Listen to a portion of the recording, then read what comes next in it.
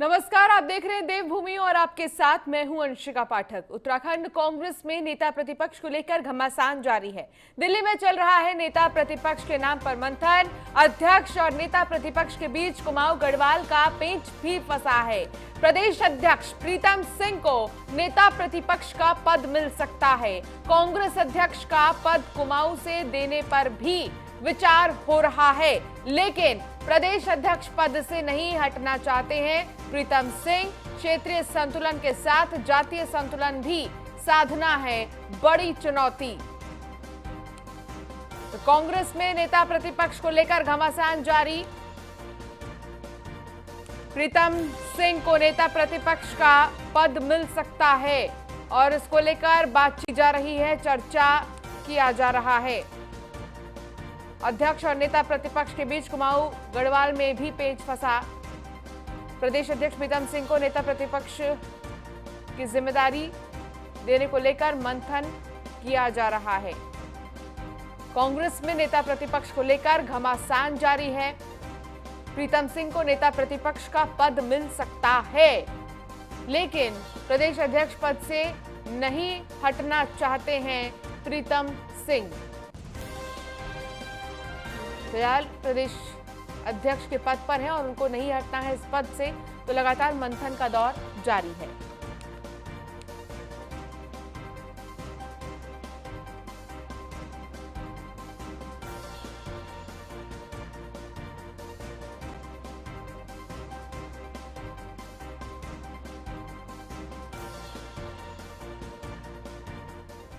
तो गोविंद कुंजवाल ने की न्यूज वन इंडिया से बातचीत। कांग्रेस के अंदर किसी तरह की अंतरकला नहीं है। उन्होंने कहा उत्तराखंड बहुत छोटा राज्य है। कुंजवाल का कहना है जाति और सामाजिक समीकरण साधने जैसा कुछ नहीं।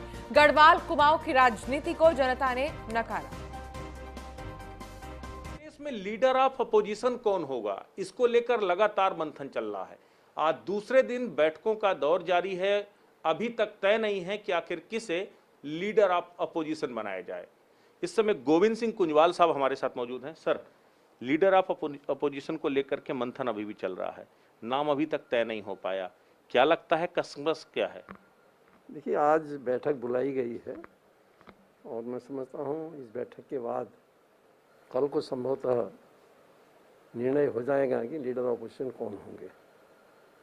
सर, विधायक तय करेंगे, यूं तो देखा जाए तो विधायक दल तय करता है कि लीडर ऑफ अपोजिशन कौन होगा, लेकिन कहीं जी, लेकिन हमारे पार्टी की जो परंपरा रही है, विधानमंडल दल एक प्रस्ताव कर देता है कि हम केंद्रीय नेतृत्व को अधिकार देते हैं, वो जिसको ठीक समझे उसको नेता प्रतिपक्ष बनाए।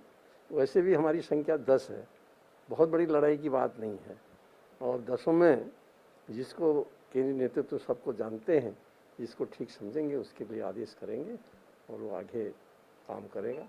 कुंजवाल साहब, अगर हम उत्तराखंड की सियासत की बात करें तो गढ़वाल और कुमायूं की सियासत वहां चलती है। कहते हैं अगर गढ़वाल का अध्यक्ष हो गया तो एलओपी जो है कुमायूं मंडल से आना चाहिए। अगर कुमायूं मंडल से आता है तो रेस में आप और करण मेहरा साहब जो है, मतलब 2 नाम सबसे आगे आते हैं। आपको क्या लगता है किस तरह के सामाजिक जातीय समीकरणों को साधने की जरूरत पड़ेगी अगर बीजेपी के साथ मुकाबला करना? देखिए, छोटा प्रदेश है हमारा, इस प्रदेश में गढ़वाल कुमाऊं की बात होनी नहीं चाहिए। जो विधायकों में उपयुक्त लगता है और उसको बना दें, जिसका, क्योंकि चुनाव भी आने वाले हैं और इन चुनावों में प्रदेश में जो चर्चित व्यक्ति है, जिसको जानते हैं, जिसने पहले भी घूमा है, काम किया है, तो अगर ऐसे व्यक्ति का चयन होगा और उसका लोगों कार्यकर्ताओं पर भी ठीक प्रभाव रहा हो, तो उससे जो है पार्टी को अच्छा बल मिलेगा। और मैं समझता हूँ जो बात गढ़वाल कुमाऊं की है, इसको तो मेरी समझ से परे है, क्योंकि छोटा प्रदेश है। ये छोटी सी बात हमने इस प्रदेश में नहीं करनी चाहिए। अच्छा, सबसे बड़ी बात यह है कि लीडर ऑफ अपोजिशन यूं तो बहुत महत्वपूर्ण नहीं होता, लेकिन चुनावी वर्ष है, चुनावी वर्ष आ रहा, ऐसे में जो टिकटों का चयन होगा उसमें लीडर ऑफ अपोजिशन की भूमिका बेहद ही महत्वपूर्ण होगी। तो क्या इस बात को लेकर के ज्यादा गुटबाजी या ज्यादा जो माथापच्ची चल रही है? देखिए, ऐसा कुछ नहीं है। टिकटों में भी जो एक हमारा तरीका है, कमेटियां बनती हैं, अपना वो देती हैं और आगे उसमें स्क्रूटनी होती है, फिर हमारा तो हाईकमान है। तो बिल्कुल ये थे गोविंद सिंह कुंजवाल साहब, जिन्होंने पूरी मजबूती के साथ कहा कि बीजेपी के खिलाफ जो जनता में नाराजगी है उसका फायदा कांग्रेस को मिलेगा। सबसे बड़ी बात यह है कि कांग्रेस में अभी लीडर ऑफ अपोजिशन कौन होगा ये तय नहीं है, इसको लेकर लगातार मंथन चल रहा है। तो अब देखने वाली बात होगी कि अपनी दुविधा से उभर कर बीजेपी के खिलाफ कांग्रेस कैसे मजबूती के साथ खड़ी हो पाती है। वीडियो जर्नलिस्ट लोकेश के साथ Brajesh Srivastava, news one India, Delhi. तो जैसा कि हम बात कर रहे थे, उत्तराखंड कांग्रेस में नेता प्रतिपक्ष को लेकर घमासान जारी है। इस पर हमारे संवाददाता हमारे साथ जुड़ गए हैं, फहीम तन्हा। फहीम तन्हा, क्या जानकारी मिल रही है इस पूरे मामले को लेकर फिलहाल? देखिए अंशिका, जो ताजा अपडेट है वो ये है कि नेता प्रतिपक्ष के चयन को लेकर प्रदेश प्रभारी देवेंद्र यादव की लगातार जो 3 दिन से मंथन चल रहा है, अलग अलग विधायकों से बात की है, जो पार्टी के सांसद हैं उनसे बात हुई है, हरीश रावत से बात हुई, अलग अलग प्रदेश अध्यक्ष से बात हुई और सामूहिक तौर पर भी बैठक के बाद अब ये डिसीजन लिया गया है। ताजा अपडेट इसमें यह है कि सोनिया गांधी को अधिकृत कर दिया गया है कि उत्तराखंड में नेता प्रतिपक्ष कौन हो इसका फैसला लें। हाँ। क्योंकि इसमें 2 धड़े अलग अलग बन रहे हैं नेता प्रतिपक्ष को लेकर के, इसलिए देवेंद्र यादव या फिर राष्ट्रीय महामंत्री संगठन वेणुगोपाल के साथ बैठक में ये तय नहीं हो पाया है कि आखिरकार प्रदेश का नेता प्रतिपक्ष कौन होगा उत्तराखंड में। लिहाजा इसलिए सोनिया गांधी को इसमें अधिकृत किया गया। एक बात तो ये, दूसरी बात ये है कि जो पेच है दरअसल क्यों अभी तक नेता प्रतिपक्ष को लेकर के एक सहमति क्यों नहीं बन पा रही है, उसके पीछे 2 बड़ी प्रमुख वजह हैं। एक तो ये कि पार्टी को जो क्षेत्रीय संतुलन है, गढ़वाल मंडल और कुमाऊं मंडल का, वो साधना है, और दूसरा ये कि जो जातीय समीकरण है ठाकुर और ब्राह्मण का, ये भी साधना है। अगर हम तकनीकी तौर पर देखते हैं अंशिका, तो उत्तराखंड में नेता प्रतिपक्ष को घोषित करना या बनाना नए सिरे से किसी को खाली सीट पर इंदिरा हृदय जी के जाने के बाद, देहांत के बाद में बहुत ज्यादा जरूरत महसूस नहीं होती है, क्योंकि केवल एक विधानसभा का सत्र होना है, वो भी 2 या 3 दिन का होगा कोरोना काल में, जो कि बाध्यता है 6 महीने के भीतर एक सत्र सितंबर में होगा। उसके बाद फिर चुनाव की अधिसूचना जारी हो जानी है जनवरी दिसंबर में, तो लिहाजा वो 6 महीने के भीतर हो जाएगी। तो एक सत्र केवल 2-3 दिन के लिए एक नेता प्रतिपक्ष का बनाया जाना उतना जरूरी नहीं, लेकिन पार्टी के संगठन की रणनीति के तौर पर, विधानसभा के चुनाव के तौर पर कांग्रेस के लिए अहम हो जाता है कि संतुलन साधना है पार्टी के भीतर। लेकिन बात यहाँ पर फहीम प्रीतम सिंह की भी है कि उन्हें प्रदेश अध्यक्ष पद से हटना नहीं है, वो खुद भी नहीं चाहते कि प्रदेश अध्यक्ष पद से वो हटे। तो ऐसे में थोड़ा सा जो चुनौतीपूर्ण हो जाएगा ये पूरा मामला कांग्रेस पार्टी के लिए। बिल्कुल अंशिका, देखिए कांग्रेस के लिए बड़ा चुनौतीपूर्ण हो रहा है, क्योंकि प्रदेश अध्यक्ष अभी प्रीतम सिंह हैं, और अगर नेता प्रतिपक्ष जाहिर सी बात है कि विधायकों में से ही बनाए जाएंगे, और विधायकों में जो अगर हम नजर दौड़ाते हैं तो कुमाऊं के विधायक, सीनियर विधायक गोविंद सिंह कुंजवाल हुए, या फिर करण महारा है, हरीश धामी है। करण महारा पहले से ही उपनेता प्रतिपक्ष है। अगर करण महारा को नेता प्रतिपक्ष के तौर पर प्रमोट किया जाता है तो वो ठाकुर हैं। इधर प्रीतम सिंह अध्यक्ष भी ठाकुर हैं, तो 2 ठाकुर पूरे कांग्रेस में नेतृत्व नहीं जा सकता है। ये एक रणनीतिक तौर पर जातीय समीकरण के लिहाज से कांग्रेस नहीं चाहेगी, इसलिए अध्यक्ष को बदलना पड़ेगा, कोई ब्राह्मण अध्यक्ष देना होगा। अगर अध्यक्ष ब्राह्मण देना है या फिर नेता प्रतिपक्ष को ब्राह्मण देना है, तब प्रीतम सिंह बने रहेंगे। तो प्रीतम सिंह का अगर हटाया जाता है तो वो उनकी अपनी छवि के लिए उनको गवारा नहीं होगा, तो लिहाजा वो अडिग है कि उनको प्रदेश अध्यक्ष बना रहना है। उधर अगर हम देखते हैं सामूहिक नेतृत्व के तौर पर हरीश रावत का जो कहना है, तो रणनीतिक रूप से माना जा रहा है कि हरीश रावत भी चाहते हैं कि अगर नेता प्रतिपक्ष ठाकुर बनता है तो ब्राह्मण अध्यक्ष होना चाहिए। तो ये जो पेच है जातीय समीकरण को लेकर के और क्षेत्रीय संतुलन को लेकर के, ये कांग्रेस के आड़े आ रहे हैं, और नेता प्रतिपक्ष किसको बनाए। चलिए ठीक है फहीम, बहुत शुक्रिया इस तमाम जानकारी के लिए। तो फहीम तन्हा हमारे रेजिडेंट एडिटर हमारे साथ जुड़े थे, जिन्होंने जानकारी दी तमाम चीजों को लेकर जो घमासान इस वक्त जारी है कांग्रेस पार्टी में। चलिए खबरों में आगे बढ़ेंगे। देहरादून में जहां राज्य सरकार ने जारी की कोविड कर्फ्यू की एसओपी में 4 धाम यात्रा का जिक्र किया गया है। 7 जुलाई तक यात्रा को स्थगित कर दिया गया है। हाईकोर्ट ने 4 धाम यात्रा पर रोक लगाई है। मसूरी, नैनीताल में खुल सकते हैं बाजार, डीएम लेंगे बाजार खोलने का फैसला। डीएम के हाथ में अब दे दिया गया है बाजार खोलने का फैसला। अब डीएम लेंगे कि आखिर बाजार खुलने हैं या नहीं खुलने हैं। लेकिन बड़ी चीज ये कि 4 धाम यात्रा को लेकर जिक्र किया गया है राज्य सरकार के एसओपी में। लेकिन दूसरी तरफ हाईकोर्ट ने 4 धाम यात्रा पर अभी रोक लगाई है।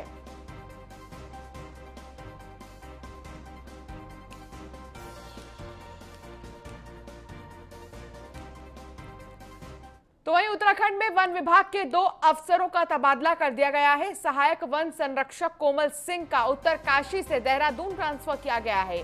गोविंद वन्य जीव विहार पुरौला से जैव विविधता बोर्ड पहुंची कोमल सिंह।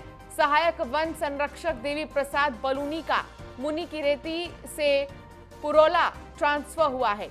बलूनी गोविंद वन्य जीव विहार पुरौला के प्रभारी उप निदेशक बनाए गए। तो ट्रांसफर हुआ है। देवी प्रसाद बलूनी का मुनिकिरेती से पुरौला ट्रांसफर हुआ है। पर्यटकों के लिए आज से खुला Jim Corbett tiger reserve. Jim Corbett का बिजरानी, ढेला, झिरना और गर्जिया जोन भी खुला है। कोरोना गाइडलाइन का सख्ती से पालन होगा। ढिकाला रेंज पर्यटकों के लिए फिलहाल बंद है। खोले गए सभी जोन में दिन के समय एंट्री मिलेगी। तो ढिकाला रेंज पर्यटकों के लिए फिलहाल बंद है। खोले गए सभी जोन में दिन के समय एंट्री मिलेगी। कोरोना प्रोटोकॉल के साथ ही एंट्री मिलेगी।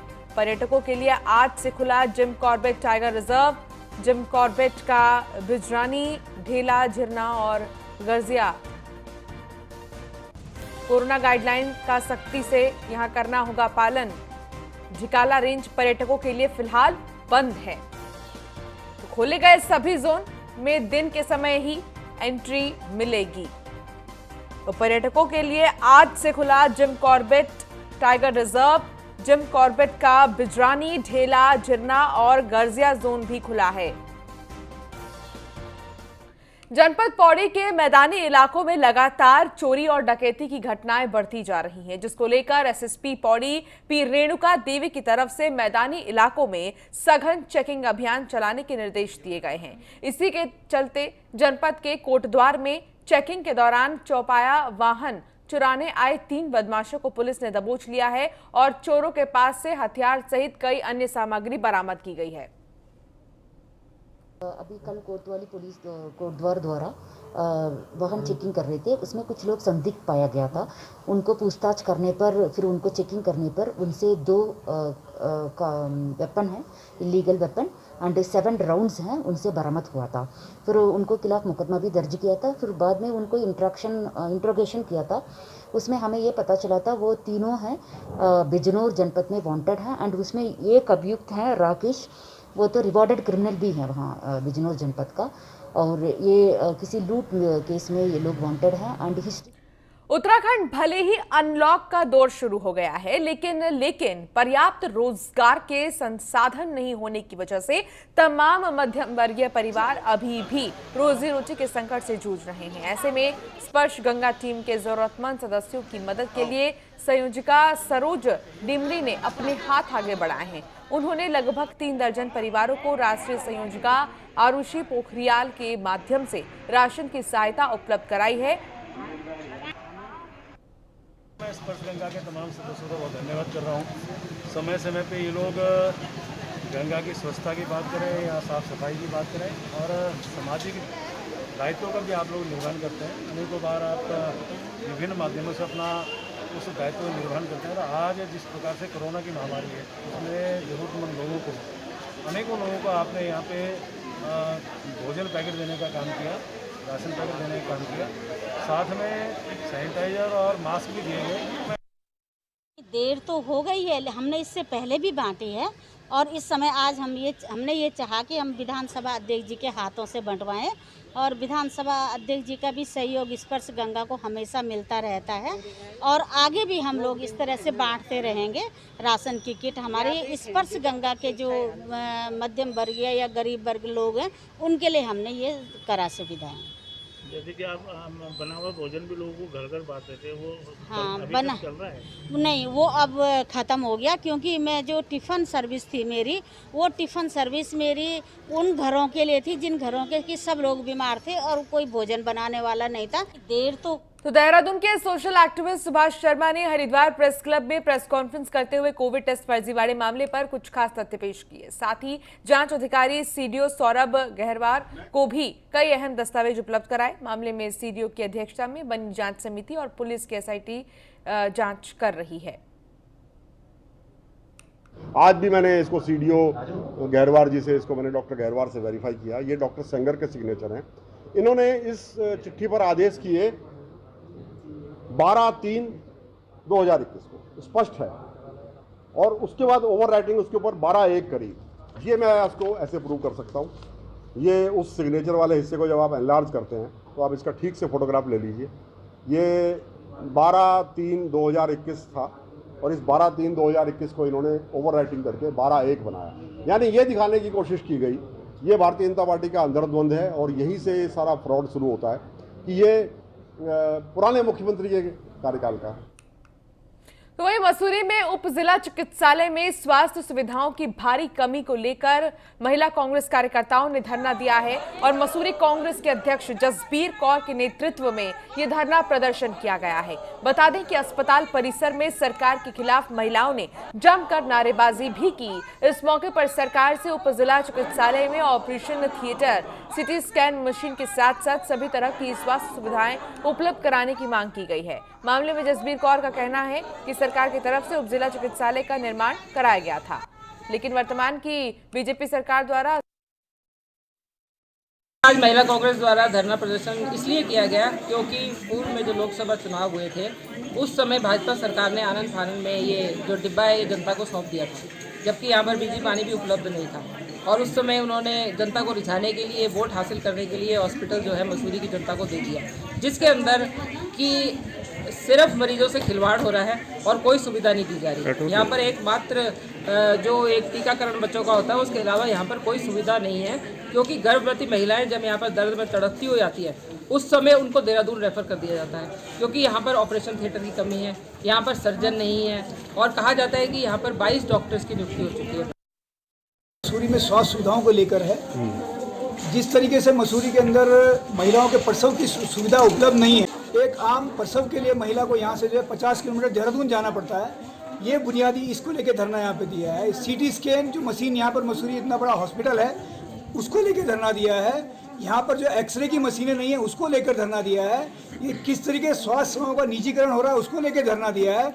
मसूरी का जो उलड़ी स्थित सेंट मैरीज हॉस्पिटल जो अंग्रेजों के ज़माने से यहाँ पर चलता था उसको बंद कर दिया गया है, उसको लेकर धरना दिया है। मसूरी एवलॉन गनील स्थित जो सेंट मैरीज हॉस्पिटल है उसको किस तरीके से इन्होंने बंद कर दिया, सरकार का करोड़ों रुपए बर्बाद कर दिया, उसको लेकर ये धरना दिया है।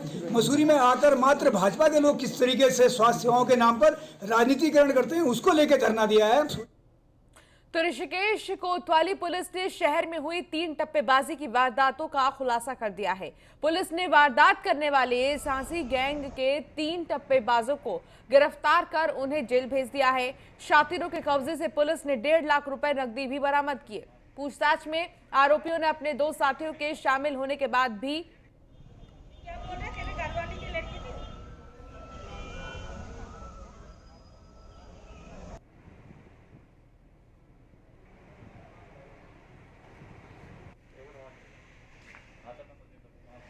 वहीं हरिद्वार विकास प्राधिकरण की तरफ से अब नक्शा पास कराने को लेकर भारी छूट देने की बात कही गई है। ये छूट मात्र सितंबर 2021 तक दी जा रही है, जिसका फायदा सभी लोग उठा सकते हैं। एचआरडीए के अधिकारियों के मुताबिक सरकार द्वारा नक्शा पास कराने की फीस में हुई छूट को लेकर मकान बनाने वाले लोगों को रुपयों को लेकर भारी दिक्कतों का सामना करना पड़ रहा था, पर अब एचआरडीए से नक्शा पास कराने में 2013 से 2014 वाले रेट में ही नक्शा पास किया जा रहा है।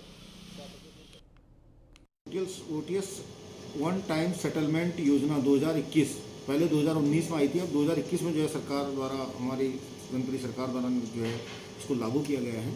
और इस योजना के अंतर्गत जो हमारी प्रचलित विधि नियम है, जिस नियम के अंतर्गत हम नक्शा मानचित्र स्वीकृत कराते हैं, उसके अलावा जो है विशेष छूट प्रदान करते हुए 31 दिसंबर 2020 से पूर्व के जो निर्माण हैं चाहे उन पर वाद हमारे प्राधिकरण स्तर पर लंबित हैं, उनको स्वीकृत कराने के लिए ये विशेष छूट दी। तो मानसून सीजन के मद्देनजर पौड़ी एसएसपी पी रेणुका देवी ने सभी थानों को मानसून सीजन में सतर्क रहने के निर्देश दिए हैं, जिससे सतर्कता के साथ ही इस बार भी मानसून सीजन की चुनौतियों से निपटा जा सके। एसएसपी ने बताया कि जिले के सभी थानों को आपदा राहत उपकरणों के साथ हमेशा तैयार रहने को कहा गया है। अभी आपदा में हमारा पूरा कम्युनिकेशन सिस्टम को हमने पूरा अलर्ट कर रखे हैं। कहीं भी कुछ भी घटनाएं हो जाता है तुरंत ही हमारे पास मैसेज पहुंचे एंड हमारा लोग भी क्विकली मतलब फर्स्ट रिस्पॉन्डर के रूप में वहां पर पहुंचे। और हमारे कितना भी हमारे पास इक्विपमेंट है थाना चौकी में वो सारा मेंटेनेंस ठीक है। और अभी रिसेंटली सबको एक बार ट्रेनिंग भी हमने दिया गया है कैसे मतलब इक्विपमेंट को यूज़ करना है और कहीं भी कोई घटना हो जाता है वहाँ जाके कैसे फर्स्ट रिस्पांस करेंगे इस संबंध में एक सभी थाना चौकी में हमने ट्रेनिंग भी किया है। अभी आपदा में हमारा और चलिए इस बुलेटिन में फिलहाल इतना ही। आप बने रहिए न्यूज़ 1 इंडिया के साथ। नमस्कार।